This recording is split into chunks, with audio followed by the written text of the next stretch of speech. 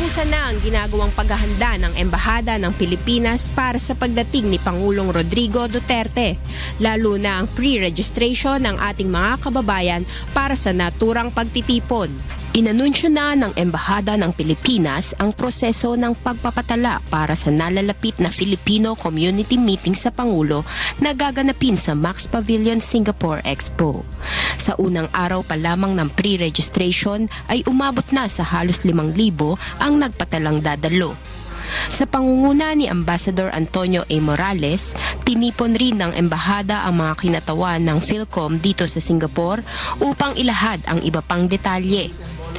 Ayon kay Ambassador Morales, limitado lamang ang kapasidad ng venue kung kaya't kinailangan nila maglunsad ng online pre-registration. Samantala, dahil sa inaasahang pagdagsa ng ating mga kababayan, humingi ng karagdagang manpower ang Embahada sa mga nais mag-volunteer upang matiyak na magiging maayos ang kabuuan ng pagtitipon. Tayo po ay nag-call ng community meeting at hihingi po tayo ng mga volunteers para sa mga different roles, marshals, mga medics, registration, at sa pag-distribute ng pagkain sa ating mga kababayan na mag-attend ng Filipino community meeting.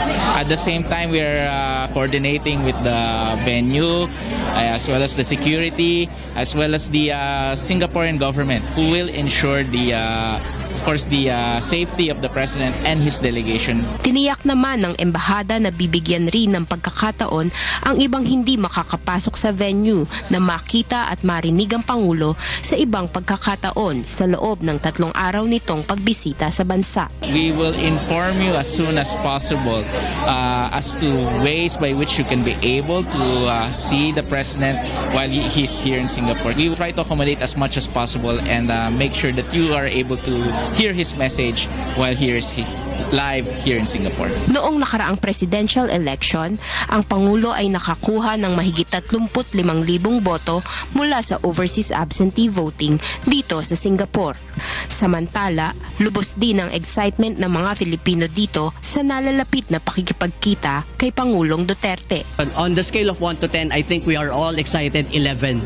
Yeah, we are really prepared and very much excited to actually see our President. Muli po, inaanyayahan natin ang ating mga kababayan na sumama sa pakikipagpulong ng Pangulong Rodrigo Roa Duterte sa mga Pilipino sa Singapore sa ika-16 ng Disyembre mula 6 hanggang 8 ng gabi.